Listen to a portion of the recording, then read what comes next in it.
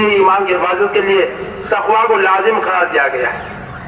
تقویٰ کہتے ہیں کہ اللہ تعالیٰ کی نافرمانی کے جو بھی اسباب ہیں، جو بھی ذرائع ہیں، جو بھی کام ہیں جن سے اللہ تعالیٰ ناراض ہوتا ہے، ان سے اپنے آپ کو روکنا، اپنے آپ کو بچانا، یہ ہے تقویٰ۔ اور پھر تقویٰ کا حکم اللہ تعالیٰ نے قرآن کریم کے اندر جگہ جگہ تک، ایک جگہ ارشاد ہے کہ یا ایھا الذین آمنوا اتقوا اللہ حق تقاتہ ولا تموتن الا وانتم مسلمون، اے ایمان والو اللہ تعالیٰ سے ڈرو جیسا کہ اس سے ڈرنے کا حق ہے۔ جب آیت نازل ہوئی تو صحابہ کرام رضوان اللہ علیہم اجمعین سہم گئے اور نبی کریم صلی اللہ علیہ وسلم سے کہا کہ یا رسول اللہ جیسا حق ہے ایسے تو ہم زیادہ نہیں ہو سکتا۔ تقویٰ کا جو حق ہے اگر وہ پوری طرح ہم سے ادا کر، ایک شرمندگی کا احساس ہونا چاہیے، اس کے اندر محبت بھی ہو، عظمت بھی ہو، اور پھر اللہ تعالیٰ کا ڈر خوف ہو، یہ ہے تقویٰ۔ اور اسی تقویٰ کا حکم کیا گیا ہے محترم بزرگوں دوست، جگہ جگہ قرآن کریم کے اندر، اور پھر اس کے بے شمار فوائد قرآن کریم کے اندر بیان فرمائے کہ اگر تم تقویٰ اختیار کرو تو اللہ تعالیٰ تمہارے لیے کافی ہے۔ دوسرے کا ارشاد ہے کہ وَمَن يَتَّقِ اللَّهَ يَجْعَل لَّهُ مَخْرَجًا، جو اللہ تعالیٰ سے ڈرتا ہے اللہ تعالیٰ اس سے تنگ دستی سے اس کو نکال دیتا ہے، تنگی سے نکال دیتا ہے، چاہے وہ تنگ دستی، چاہے وہ تنگی، چاہے پریشانی مصیبت دنیاوی ہو یا اخروی ہو، ہر طرح کی پریشانی مصیبت سے اللہ تعالیٰ اس کو راستہ نکالتا ہے اس کے لیے۔ جو بھی آدمی اللہ تعالیٰ کا ڈر اور خوف اپنے دل کے اندر رکھتا ہے، وَمَن يَتَّقِ اللَّهَ يَجْعَل لَّهُ مَخْرَجًا، ہر انسان چاہتا ہے کہ میرے اوپر کوئی پریشانی نہ آئے، ہر انسان چاہتا ہے کہ میرے اوپر کوئی مصیبت نہ آئے، دنیاوی بھی انسان کی یہی تمنا ہوتی ہے۔ اور اسی طرح محترم دوستوں آدمی جب دنیا سے جاتا ہے قبر میں تب بھی اس کو یہ احساس ہوتا ہے، یہی سوچتا ہے، اور اسی کے لیے وہ تیاری کرتا ہے، محنت کوشش کرتا ہے، کہیں نماز میں لگا ہوا ہے، کہیں روزے میں لگا ہوا ہے کہ قبر کے اندر میرے لیے پریشانی کبھی نہ ہو۔ اس کے بعد پھر میدان حشر میں وہاں کے بارے میں بھی یہی ہے کہ وہاں بھی وہ پریشان حال، جہاں نفسی کا عالم ہوگا، میدان حشر ہوگا، قیامت برپا ہوگی، وہاں بھی یہی چاہتا ہے کہ میں وہاں بھی کوئی پریشانی مصیبت میں مبتلا نہ ہوں۔ تو اللہ تعالیٰ نے اس آیت کے اندر سب کا علاج انسان کو ایمان والوں کا عطا فرما دیا کہ وَمَن يَتَّقِ اللَّهَ يَجْعَل لَّهُ مَخْرَجًا، اگر تم اللہ تعالیٰ کا ڈر خوف دل کے اندر پیدا کر لو تو اللہ تعالیٰ تمہیں پریشانی مصیبتوں سے نکالنے کا راستہ عطا فرما دیں گے، دنیاوی زندگی میں بھی، قبر کے حالات میں بھی، اور عالم آخرت میدان حشر میں بھی اللہ تعالیٰ پریشانیوں مصیبتوں سے تمہاری حفاظت فرمائیں گے۔ اور آگے ارشاد ہے وَيَرْزُقْهُ مِنْ حَيْثُ لَا يَحْتَسِبُ، ایسی جگہ سے اس کو اللہ تعالیٰ رزق عطا فرمائیں گے کہ جہاں سے ان کو وہم و گمان بھی نہیں ہوگا۔ ایسی جگہ ہر انسان رات دن جو محنت کوشش کر رہا ہے، رات دن جو اس کی دوڑ دھوپ ہے، وہ اسی لیے تو ہے کہ کسی طرح زیادہ سے زیادہ مال و دولت آ جائے، دنیا کے اندر میری جو زندگی ہے وہ عیش و آرام کے ساتھ گزر جائے، خوشحالی کے ساتھ گزر جائے، کوئی پریشانی مجھے اٹھانی نہ پڑے، عیش و آرام کے ساتھ میں دنیا میں زندگی بسر کروں۔ اسی لیے آدمی محنت کوشش کرتا ہے، اسی لیے پڑھائی کرتا ہے، اسی لیے بڑی بڑی کمپنیوں میں اور نوکریوں میں ملازمتوں میں لگتا ہے وہ، تاکہ اس کی زندگی عیش و آرام کے ساتھ گزرے۔ اللہ تعالیٰ نے ارشاد فرمایا کہ وَيَرْزُقْهُ مِنْ حَيْثُ لَا يَحْتَسِبُ، اللہ تعالیٰ اس کو ایسی جگہ سے، ایسے طریقے سے رزق عطا فرمائیں گے کہ جہاں اس کو وہم و گمان بھی نہیں ہوگا۔ لیکن شرط یہی ہے کہ اللہ تعالیٰ کا ڈر خوف ہو، تقوی اختیار کرے، تبھی یہی چیز ملے گی۔ بڑے بڑے واقعات ہیں کہ اللہ تعالیٰ کیسے کیسے ان کو رزق عطا فرمائے۔ اور ایک چیز اور ایک رزق جو ہے، ہم تو یہ سمجھتے ہیں کہ روٹی ہے، کھانا پینا، یہ رزق ہے۔ انسان دنیا کے اندر جن چیزوں سے بھی فائدہ حاصل کر رہا ہے وہ ساری چیزیں رزق کے اندر آتی ہیں، چاہے وہ اس کا تعلق کھانے سے ہو، پہننے سے ہو، یا اور دوسری جو ضروریات ہیں انسان کی، وہ ساری رزق کے اندر آتی ہیں۔ جن سے بھی فائدہ اٹھا رہا ہے وہ سب رزق کے اندر آتی ہیں۔ تو فرمایا کہ وَيَرْزُقْهُ مِنْ حَيْثُ لَا يَحْتَسِبُ وَمَن يَتَوَكَّلْ عَلَى اللَّهِ فَهُوَ حَسْبُهُ، جو اللہ پر بھروسہ رکھتا ہے تو پھر اللہ تعالیٰ اس کے لیے کافی ہے۔ اللہ پر اعتماد بھروسہ بھی ہونا چاہیے۔ آج ہمارا حال یہ ہے کہ ہم کوئی دکان کھولتے ہیں، تجارت کرتے ہیں، تو اس میں یہ سوچتے ہیں کہ ہمارے پاس ایک دن میں ہم لکھ پتی بن جائیں، ایک دن میں کروڑ پتی ہو جائیں، چاہے اس کے لیے ہمیں جھوٹ بولنا پڑے، چاہے اس کے لیے ہمیں دھوکہ دینا پڑے، چاہے اس کے لیے ہمیں غبن کرنا پڑے۔ محترم بزرگوں دوستو، رزق کا جو وعدہ ہے وہ اللہ نے کیا ہے، اور رزق اللہ تعالیٰ نے اپنے ہاتھ میں لیا ہے۔ کسی انسان کے ہاتھ میں نہیں ہے کہ کوئی رزق کسی کو دے دے، اللہ تعالیٰ کے ہاتھ میں رزق ہے، اور یہ رزق جو ہے انسان کے دنیا میں آنے سے پہلے لکھ دیا جاتا ہے۔ انسان ماں کے پیٹ میں ہوتا ہے تب جو اس کے لیے تقدیری فیصلے جو ہوتے ہیں ان میں ایک رزق بھی ہوتا ہے کہ اس کو اتنا رزق ملے گا۔ اس کے باوجود بھی ہماری ایمان کمزور ہے، یہ سمجھتے ہیں کہ ہم ہیرے پھیری کرنے سے، کسی کی جیب کاٹنے سے، دھوکہ دینے سے زیادہ مال و دولت اکٹھی کر لیں گے۔ تو اس سے معلوم ہے کہ اللہ پر، اللہ کے وعدے پر ہمارا اعتماد نہیں، بھروسہ نہیں ہے۔ اسی لیے تو ہم یہ چاہتے ہیں کہ زیادہ مال و دولت، چاہے اس میں حرام آئے چاہے حلال ہو، یہ ساری زمین اڑ جاتی ہے۔ اللہ تعالیٰ نے رزق وعدہ کیا ہے، اللہ تعالیٰ پہنچائے گا، اللہ تعالیٰ دیتا ہے، اور جس کا جو مقدر ہے اس میں اس کو ہر حال میں مل کر کے دیتا ہے۔ حدیث پاک کے اندر تو یہ آتا ہے کہ رزق انسان کو اس طرح تلاش کرتا ہے جس طرح موت انسان کو تلاش کرتی ہے۔ آدمی موت سے نہیں بھاگ سکتا، جب اس کا جو وقت مقرر ہے وقت پر اس کو موت آتی ہے، ایک لمحہ اگر پیچھے نہیں ہو سکتا۔ اسی طرح محترم بزرگوں دوستوں، رزق انسان کو اسی طرح تلاش کرتا ہے جس طرح موت انسان کو تلاش کرتی ہے۔ یہی وجہ ہے، آپ نے دیکھا ہوگا کہ جب انسان کا آخری وقت ہوتا ہے تو اس کا سانس جلدی چلنے لگتے ہیں۔ اب وہ اپنی جو سانس اس کے لیے مقرر تھے ان سانسوں کو پورا کر رہا ہے۔ بعض مرتبہ آدمی اس وقت منہ میں پانی ڈالتا ہے، کچھ پانی چلا جاتا ہے، کچھ پانی ایسا ہوتا ہے کہ واپس آ جاتا ہے۔ تو جو مقدر میں نہیں تھا پانی، تقدیر میں نہیں تھا، وہ واپس آ جاتا ہے، جو اس کا لکھا ہوا تھا وہ اس کے پیٹ میں چلے جاتا ہے۔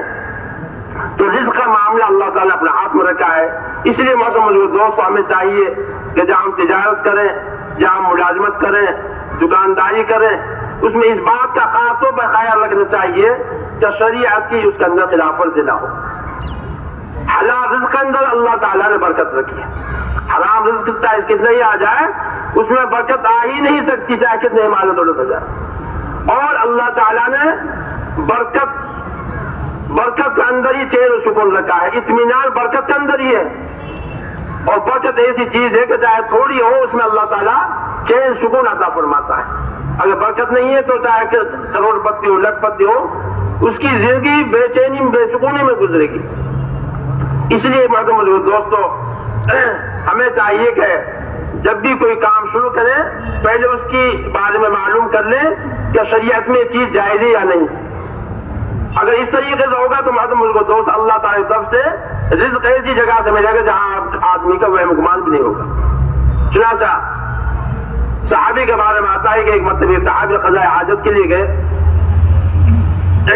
جنگل میں، وہاں سوراخ تھا، جب قضاء حاجت کر رہے تھے تو وہاں اس سوراخ میں سے ایک چوہا نکلا، اور چوہا اپنے منہ میں ایک دینار سونے کا سکہ ہوتا تھا پہلے، وہ لے کر کے نکلا اور وہاں ڈال دیا۔ پھر چوہا پھر اندر گیا بل کے اندر، سوراخ کے اندر، پھر ایک دینار لایا پھر ڈال دیا۔ اسی طرح روایت میں آتا ہے کہ 16-17 دینار چوہے نے نکالے بل میں سے اور صحابی کے سامنے ڈال دیے۔ صحابی فارغ ہو کر قضاء حاجت سے ان دیناروں کو اٹھایا۔ صحابہ کرام رضوان اللہ علیہم اجمعین کے اندر ایک بہت اچھی عادت یہ تھی کہ جب بھی کوئی ایسی بات پیش آتی نبی کریم صلی اللہ علیہ وسلم سے اس کا تذکرہ کرتے، اس کے بارے میں سوال کرتے، پوچھتے۔ اور اس کے اندر ہمارے لیے سبق ہے کہ جب بھی کوئی ایسا واقعہ پیش آئے، ایسا کوئی کام سامنے آئے کہ جس کے بارے میں یہ پتہ نہ ہو کہ ہمارے لیے جائز ہے یا نہیں، جیسا کہ صحابی نے کیا، جب دینار سامنے رکھ دیے لا کر کے چوہے نے، تو اب صحابی نے سوچا کہ میرے لیے پتہ نہیں جائز ہے یا نہیں ہے، اس لیے آپ صلی اللہ علیہ وسلم خدمت میں پہنچے اور کہا کہ یا رسول اللہ ایسا واقعہ پیش آیا ہے کہ میرے لیے، میں قضاء حاجت کے لیے گیا تھا، وہاں چوہے نے دینار کا ڈھیر لگا دیا، 16 دینار میرے سامنے ڈال دیے، اب میں ان کا کیا کروں، میرے لیے جائز یا نہیں، یا کہ میں صدقہ کروں؟ نبی کریم صلی اللہ علیہ وسلم نے ارشاد فرمایا کہ اللہ تعالیٰ نے تم کو رزق عطا فرمایا ہے، یہ تمہارے لیے جیسے چاہے ان کو استعمال کرو۔ علماء لکھتے ہیں کہ جن کا اللہ پر اعتماد تھا، بھروسہ تھا، جو حلال رزق کماتے تھے، حرام سے بچتے تھے، اور جنہوں نے تقوی اختیار کیا تھا، تو اللہ تعالیٰ ایسی جگہ سے یعنی بلوں سے ان کو رزق عطا فرما رہے ہیں۔ بل میں سے سونے کے دینار نکال کے دے رہے ہیں اللہ تعالیٰ۔ اور یہ آج کا زمانہ ہے، ایک گھر میں 10 کمانے والے ہیں، رات دن کما رہے ہیں، پھر بھی پورا نہیں پڑتا، پھر بھی یہی شکایت ہے کہ پورا نہیں پڑ رہا۔ ہمارے پیسے کس میں جاتے ہیں؟ کبھی بجلی کے بل میں، کبھی فون کے بل میں، کبھی کسی کے بل میں۔ یعنی صحابہ کرام کو بلوں سے رزق ملا کرتا تھا، ہماری جو کمائی ہے وہ بلوں میں جا رہی ہے۔ تو یہ فرق ہے تقویٰ کے اندر۔ اللہ تعالیٰ نے تقویٰ کے اندر یہ برکت رکھی ہے کہ ایسی جگہ سے اس کو رزق عطا فرماتے ہیں جہاں کا وہم گمان میں نہیں ہوتا۔ تو انسان کو چاہیے کہ اپنی جو روزی ہے، جو بھی وہ کمائی کر رہا ہے، وہ حلال کے ہونے چاہیے، حرام سے بچنا چاہیے۔ نبی کریم صلی اللہ علیہ وسلم نے ارشاد فرمایا کہ الحلال بین والحرام بین وما بینہما مشتبہات، کہ حرام بھی ظاہر ہے اور حلال بھی، اس کے اندر تو کوئی تفصیل کی ضرورت نہیں ہے کہ یہ چیز حلال ہے یا حرام ہے، لیکن ان دونوں کے درمیان کچھ چیز مشتبہات ہوتی ہیں جن کے اندر شبہ ہوتا ہے کہ ہو سکتا ہے یہ حلال ہے یا حرام ہے۔ فرمایا کہ ان سے بھی جس کے اندر شبہ ہے اس سے بھی بچنا چاہیے، اس لیے کہ اگر اس میں پڑھو گے تو پھر یہ کہ ناجائز کاموں بھی کے اندر بھی گھس جاؤ گے۔ تو تقویٰ اگر انسان کے اندر ہے تو انسان کو برائیوں سے بچاتا ہے، انسان کو ناجائز کمائی سے بچاتا ہے تقویٰ۔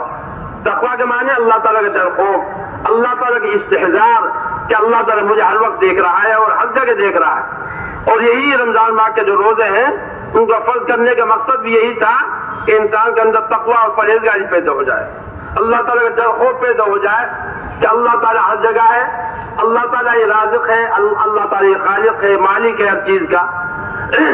یہی وجہ ہے محترم بزرگوں، دوستو، کہ انسان اگر شریعت کے مطابق زندگی گزارے تو اس کی زندگی چین سکون کے ساتھ گزرتی، اور اگر خلاف ورزی میں گزاری تو پھر محترم بزرگوں چین سکون نہیں بلکہ دنیا کے اندر بھی اس کے عذاب کے اندر مبتلا ہوگا۔ جیسا کہ ارشاد ہے ومن اعرض عن ذکری فإن له معیشة ضنکا ونحشره يوم القیامة اعمى قال رب لم حشرتنی اعمى وقد كنت بصیرا۔ جس نے قرآن کریم سے اعراض کیا، قرآن کریم کے احکامات سے اعراض کیا، قرآن کریم کی نہ تو تلاوت کی، نہ قرآن کریم کو سیکھا، نہ قرآن کریم کو پڑھا، نہ قرآن کریم کے احکامات پر عمل کیا، فرمایا کہ ہم اس کی زندگی کو تنگ کر دیں گے۔ یعنی اس کو مال و دولت تو دیں گے، یہ نہیں کہ مال و دولت نہیں ملے گا، رزق نہیں ملے گا، رزق تو ملے گا لیکن اس کے اندر چین سکون نہیں ہوگا، پریشان حال ہوگا۔ مال و دولت تو ہوگا لیکن کہیں مقدمہ بازی چل رہی ہے، کہیں بیماری میں پیسے جا رہے ہیں، کہیں کسی میں جا رہے ہیں۔ تو اگر شریعت کے مطابق زندگی نہیں ہے تو اس کے پیسے ادھر ادھر جاتے ہی رہیں گے، وہ ہر وقت ٹینشن میں رہے گا، راتوں کو نیند بھی نہیں آئے گی اسی فکر میں کہ پیسے آپ کے یہاں جا رہے ہیں، آپ کو وہاں جا رہے ہیں۔ یہ تو دنیاوی عذاب ہے۔ آخرت کا عذاب یہ ہوگا کہ اللہ تعالیٰ اس کو اندھا اٹھائیں گے، نابینا رہے گا، اندھا اٹھائے گا قبر سے، اور پھر اللہ تعالیٰ ذات کرے گا کہ اللہ میں تو بینا تھا، میں نے تو آنکھیں تھی دنیا میں دیکھا کرتا تھا، آج اندھا کیسے ہو گیا؟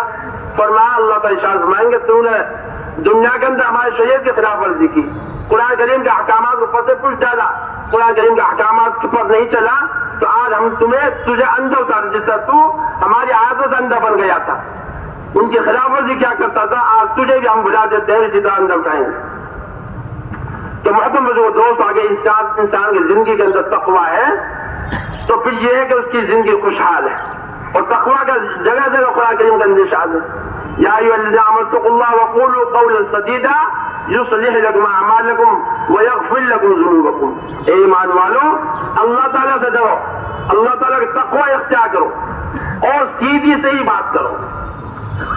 اس سے معلوم ہوا کہ تقویٰ کا تعلق زبان سے بھی ہے، قول سے بھی ہے اور عمل سے بھی ہے، دونوں سے۔ زبان سے جب بھی بات کرو تو سیدھی بات ہو، سچی بات ہو، صحیح بات ہو۔ چاہے آدمی تجارت کر رہا ہے، دکانداری کر رہا ہے تو اس میں جھوٹ نہ بولے کہ میں نے اتنے کی چیز لی تھی تجھے اتنا دے رہا ہوں، حالانکہ وہ جھوٹ ہے۔ تجارت میں اگر جھوٹ بولے گا تو محترم بزرگ دوست نبی کریم صلی اللہ علیہ وسلم کو اس کو لعنت۔ آپ آپ صلی اللہ علیہ وسلم نے فرمایا کہ من غش فلیس منا، جو ہمیں دھوکہ دے وہ ہم میں سے نہیں ہے. کتنی سخت وعید ہے. تو آدمی ذرا سے تجارت کے لیے، ذرا سے پیسے بچانے کے لیے اس کے اندر جھوٹ داخل کر رہا ہے، اس کے اندر دھوکہ دے رہا ہے. آدمی کا تجارت، جو آدمی ریڑھی لگاتا ہے یا کوئی کاروبار کرتا ہے یا کسی چیز کی دکان لگاتا ہے اور اس کے اوپر اچھا مال اوپر رکھتا ہے، خراب مال نیچے جمع ہوا ہے، نیچے چھپا رکھا ہے خراب مال، تو اس کو کہتے ہیں دھوکہ دینا. ایسی کمائی میں کبھی برکت نہیں ہو سکتی. وہاں سے بزرگ دوستوں، آدمی تھوڑی دیر کے لیے سمجھے گا میں نے تو اس کو تازہ کس سے اس کو دھوکہ دے دیا، پیسے زیادہ مل گئے، لیکن ایسے اس کمائی میں کبھی برکت نہیں ہو سکتی. آدمی امانت داری کے ساتھ، دیانتداری کے ساتھ تجارت کرے، دکانداری، اس کے اندر برکت ہوتی. چنانچہ واقعہ آتا ہے کہ تاجر تھا بہت بڑا، کپڑوں کی تجارت کیا کرتا تھا. اس کے جو ساتھی تھا، جو اس کا پارٹنر تھا اس میں تجارت میں، اور جو جس کو دکان حوالے کر رکھی تھی، اس سے کہہ دیا تھا بھئی یہ ایک کپڑا ایسا ہے جس کے اندر ذرا عیب ہے، کوئی اس کو خریدے تو اس کو بتا دینا کہ اس کے اندر یہ ذرا عیب ہے، تاکہ اس کو پتہ چل جائے. عیب کو کبھی چھپانا نہیں چاہیے کسی بھی چیز میں، اس کو پہلے بتا دینا چاہیے. اگر چھپایا تو بھی دھوکہ ہوگا. چنانچہ اس نے کہا کہ اس کے عیب کو بتلا دینا تاکہ دھوکہ نہ ہو، کسی کا نقصان نہ ہو جائے. چنانچہ ایک قافلہ آیا، اس نے وہ کپڑا خرید لیا اور خرید کر کے پھر وہ قافلہ چلا گیا. جب دکان کا مالک آیا تو تاجر آیا، اسے پوچھا کپڑے کے بارے میں، تو جو اس کا دکاندار جو بیٹھا کرتا اس نے کہا جو بیچ دیا. پوچھا مالک نے اس کے عیب کو بتایا؟ نہیں بتایا. تو کہا کہ میں تو بھول گیا بتانا. بڑے غصے ہوئے وہ مالک، کہا کہ قافلہ کہاں ہے؟ تو وہ تو بغداد کی طرف چلا گیا قافلہ کہاں. تو مالک نے، ایک بزرگ تھے اللہ والے تھے، انہوں نے ایک تیز رفتار گھوڑا لیا اور اس پر 2 دن میں اس قافلے کو پا لیا. بغداد کی طرف جا رہا تھا اور قافلے میں جا کر کے اعلان کیا کہ بھئی وہاں سے کسی نے ایسے کپڑا خریدا ہو تو واپس کر دے، اپنی قیمت واپس دے دے. تو ایک آدمی نے کہا، وہ آدمی غیر مسلم تھا، اس نے کہا میں نے وہ کپڑا خریدا ہے. لیکن جب اس آدمی نے جس نے کپڑا خریدا تھا، اس نے جب اس کی امانت داری دیکھی کہ ایک ذرا سے عیب کے لیے اتنی دور سے آیا ہے کہ کسی کا نقصان نہ ہو جائے، تو روایت میں آتا ہے کہ اس آدمی نے فوراً اس امانت داری اور دیانت داری دیکھ کر پہلے تو اس نے کلمہ پڑھا، اسلام قبول کیا، اور پھر اس نے کہا کہ جو میں نے پیسے دیے تھے وہ نقلی تھے، اب میں اصلی پیسے دیتا ہوں اور اسی عیب دار کپڑے کو خریدتا ہوں. محترم دوستو، یہ ہے امانت داری اور یہ ہے دیانت داری کہ اس نے امانت داری دکھائی تو اس کو اصلی پیسے مل گئے. اگر امانت داری نہ دکھاتا تو اصلی پیسے نہیں ملتے، نقصان ہوتا، نقلی پیسے رہتے. وہ دوسرا بڑا فائدہ یہ ہوا کہ اس کا اخلاق کو، امانت داری کو دیکھ کر کے ایک آدمی اسلام کے اندر داخل ہوگا، مسلمان ہوگا.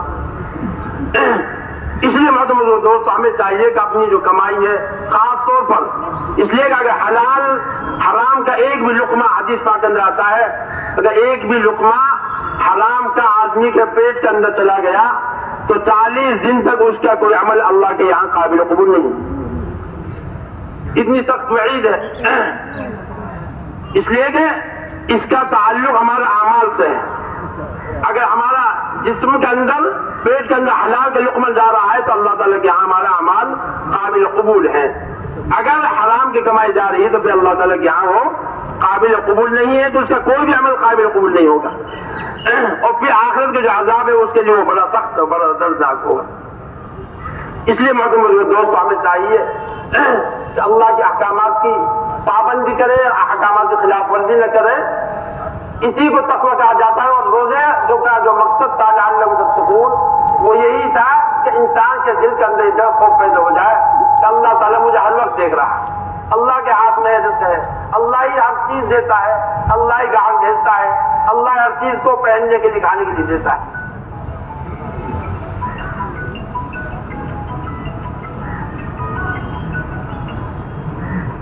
ہلو،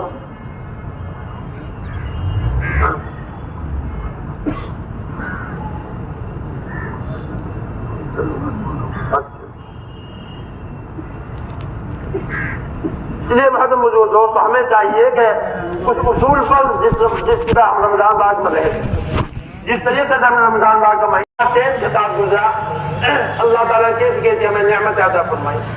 اس نعمتوں میں بھی ہمیں شکر ادا کرنا چاہیے.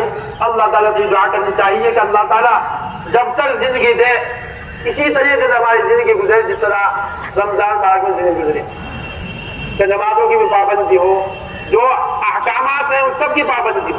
زکوٰۃ کے بھی جہاں حکم ہے وہاں زکوٰۃ بھی ادا کی، سب کا خیرات بھی دیا. کوئی مالی عبادت ہو رہی ہے، کبھی بدن عبادت آدمی مشغول ہے.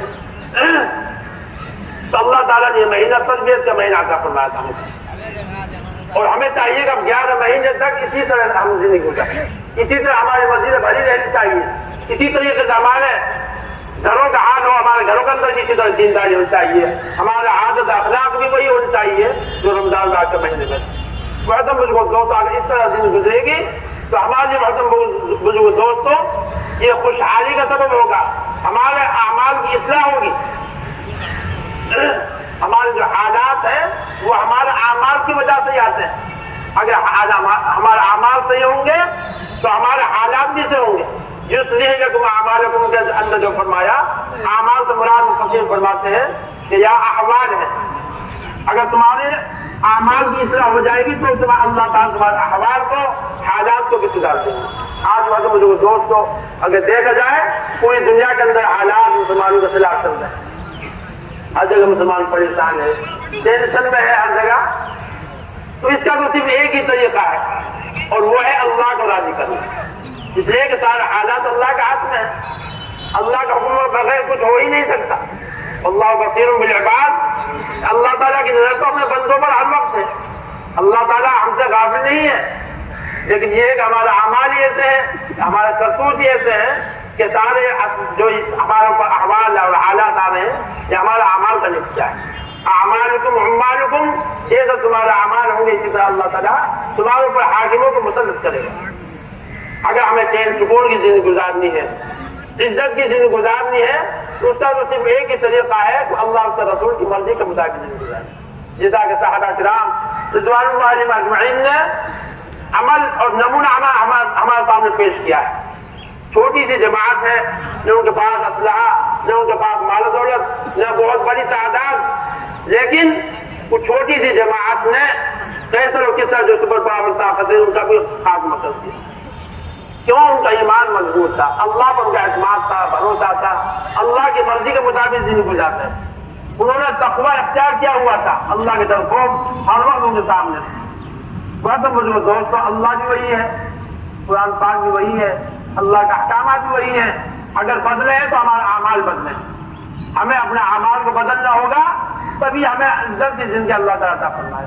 اگر اسی طرح ہم زندگی گزارتے رہے کہ اللہ تعالیٰ ہمیں انعام دے رہا ہے اور ہم اس کے خلاف ورزی کر رہے ہیں، اللہ تعالیٰ انعام دے رہا ہے ہم اس کی ناشکری کر رہے ہیں، تو ظاہر ہے کہ پھر ناشکری کا عذاب اللہ تعالیٰ دے گا. لئن شکرتم لأزیدنکم ولئن کفرتم ان عذابی لشدید. اللہ تعالیٰ نے یہ جو مجمع اکٹھا کیا، یہاں جو سارے جمع ہوئے ہیں، اللہ تعالیٰ اسی لیے بلایا ہے یہاں کہ تمہاری سب کی مغفرت کر دی جائے. یہ بہت بڑا انعام ہے، اور اس انعام کا پتہ جب چلے گا جب آدمی کی آنکھ بند ہو جائے گی. جب دنیا سے جائے گا تب اس کو پتہ چلے گا کہ میرے لیے جو دنیا کے اندر جن کو میں جن نیکیوں کو معمولی سمجھا کرتا تھا، آج ان کی کتنی قدر ہے. حدیث پاک کے اندر تو آتا ہے کہ قیامت کے دن ایک ایک نیکی کے لیے آدمی مارا پھرے گا کہ کہیں ایک نیکی مل جائے مجھے. ایک نیکی کے لیے مارا پھرے گا، دوڑ پھرے گا. ماں باپ کے پاس بھی جائے گا، یا دوستوں کے پاس بھی جائے گا، بھائی بہن کے پاس بھی جائے گا، لیکن کہیں اس کو ایک نیکی نہیں ملے گی. آج اللہ تعالیٰ نے ہمیں موقع دیا ہے دنیا کے اندر، اگر ہم نے یہاں نیکی نہیں کری تو پھر کہیں بھی نہیں کر سکتے. یہ تو ہے نہیں کہ یہاں کے بعد کوئی دوسری زندگی مل جائے گی اور وہاں نیکی کر لیں گے، اس کا بدلہ اتار دیں گے. یہ تو اللہ تعالیٰ صرف ایک ہی موقع دیتا ہے اللہ تعالیٰ، اور وہ ہے ایک عالم دنیا. دنیا کے اندر اللہ تعالیٰ نے اختیار دیجیے انسان کو، اچھا کرو گے تو اچھا ملے گا، برا کرو گے تو برا ملے گا. تمہارا تو مجھے دوست اللہ تعالیٰ نے جو لمحات جو زندگی عطا فرمائی ہے یہ آخرت کی تیاری کے لیے اللہ تعالیٰ نے عطا فرمائی ہے، اور ان لمحات کو ہمیں غنیمت سمجھنا چاہیے. اس لیے کہ کچھ پتہ نہیں اگلا مہینہ اگلے سال کا رمضان مبارک ہم میں سے کس کو ملتا ہے کس کو نہیں ملتا. پچھلے رمضان مبارک میں پچھلے عید کے اندر کسی عیدگاہ کے اندر کتنے ہمارے بھائی تھے جو عیدگاہ کے اندر موجود تھے آج وہ اس دنیا سے جا چکے ہیں، وہ زمین کے نیچے جا چکے ہیں. اب وہ تمنا کر رہے ہیں کہ کاش ہمیں اور زندگی مل جاتی، ہم اور نیکی کر لیتے، وہاں تمنا کر رہے ہیں. تو میں تو مجھے دوست اللہ تعالیٰ جو زندگی عطا فرمائے تو غنیمت سمجھیں اور اس کو اللہ کی مرضی کے مطابق گزار دیں. یہی آپ صلی اللہ علیہ وسلم کی محنت اور کوشش اسی لیے ہوتی تھی کہ کسی طرح ایک ایمان والا اللہ کے حکم کے مطابق زندگی گزارتے گزارتے دنیا سے چل جائے.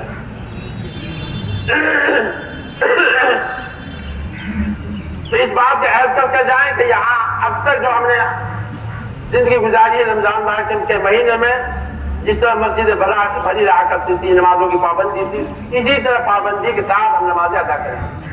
اپنے گھروں کے اندر بھی اسی کا اہتمام کریں گے. اپنی ماں بہن بیٹیاں ان کی بھی ہمیں دیکھ بھال کرنی ہے تو ان کے اندر کون نماز پڑھ رہا ہے کون نہیں پڑھ رہا ہے ہماری ذمہ داری بنتی. ایک اسلامی ماحول ہوگا تو محترم دوستوں اس کے اندر ہی چین سکون ہے. اسلامی ماحول اگر ہوگا تو اس کے اندر ہی دنیاوی اعتبار سے بھی آخر کے اعتبار سے بھی چین سکون، امن اور اطمینان اسی کے اندر ہے. جیسا کہ رمضان میں آپ نے دیکھا ایک اسلامی ماحول قائم ہو گیا تھا تو کتنا اچھا ماحول بنا ہوا تھا. اگر اسی کو ہم باقی رکھیں گے تو اسی طرح محترم دوستوں اگر سال اسی طرح جائے.